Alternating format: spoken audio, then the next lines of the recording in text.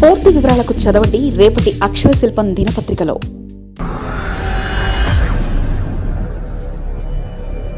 తిరుమల లడ్డూపై line clear. కల్తీ నెయ్యి వివాదంతో ఏపీ ప్రభుత్వానికి ఊరట.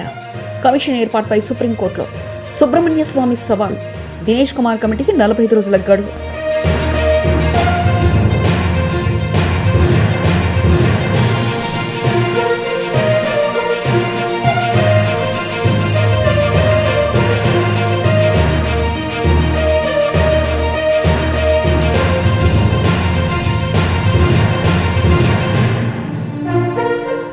తిరుమల లడ్డు ప్రసాదం కల్తీ నెయ్యి వివాదంలో ఆంధ్రప్రదేశ్ ప్రభుత్వానికి అత్యున్నత న్యాయస్థానంలో భారీ ఊరట లభించింది. ఈ వ్యవహారంపై ప్రభుత్వం నియమించిన ఏకసభ్య కమిషన్కు సుప్రీంకోర్టు పచ్చజెండా ఊపింది. ఈ వ్యవహారంలో దోషులను తెలిసేందుకు, పరిపాలనాపరమైన లోపాలను సవరించేందుకు ఆంధ్రప్రదేశ్ ప్రభుత్వం తీసుకున్న నిర్ణయాలు దేశ అత్యున్నత న్యాయస్థానం మద్దతు తెలిపింది.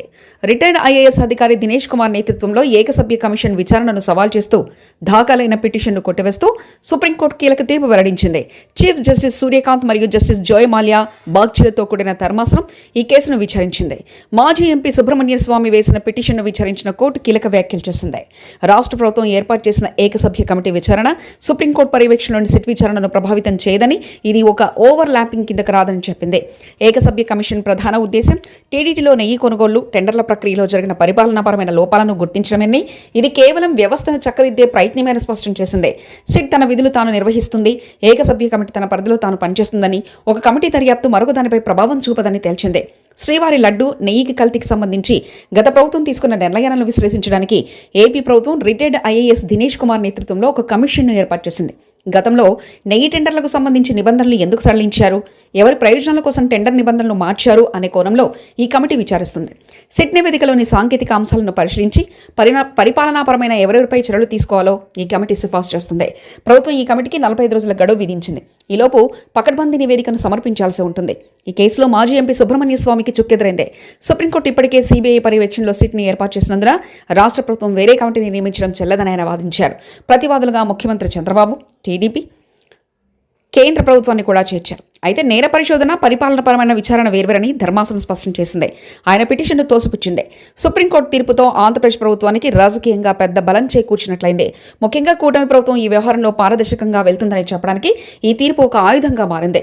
ఇప్పటికే సిట్ తన ప్రాథమిక నివేదికను సమర్పించింది. నెయ్యి కొనుగోలు నిబంధన ఉల్లంఘన జరిగినట్లు నిర్ధారించింది. ఇప్పుడు దినేష్ కుమార్ కమిటీ ఇచ్చే నివేదిక ఆధారంగా అప్పటి టీడీటీ ఉన్నతాధికారులు, పాలక మండలి సభ్యులపై క్రిమినల్ శాఖపరమైన చర్యలు తీసుకునేందుకు ప్రభుత్వం సిద్ధమవుతుంది. శ్రీవారి భక్తుల మనోభావాలను ముడిపడి ఉన్న ఈ కేసులో పారదర్శకత చాలా ముఖ్యం. అటు సిట్ దర్యాప్తు, ఇటు ఏకసభ్య కమిటీ విచారణ సమాంతరంగా సాగడం వల్ల కల్తీకి కారణమైన నిందితులతో పాటు కల్తీకి అవకాశం ఇచ్చిన వ్యవస్థాగత లోపాలు కూడా బయటకొచ్చే అవకాశం ఉంది. సుప్రీంకోర్టు గ్రీన్ సిగ్నల్ ఇవ్వడంతో రానున్న 45 రోజుల్లో తిరుమల లడ్డు వివాదంలో మరిన్ని కీలక నిజాలు వెలుగులోకి రానున్నాయి. మరిన్ని కథనాల కోసం సబ్స్క్రైబ్ చేసుకోండి మీ అక్షర శిల్పం. పూర్తి వివరాలకు చదవండి రేపటి అక్షర శిల్పం దినపత్రికలో.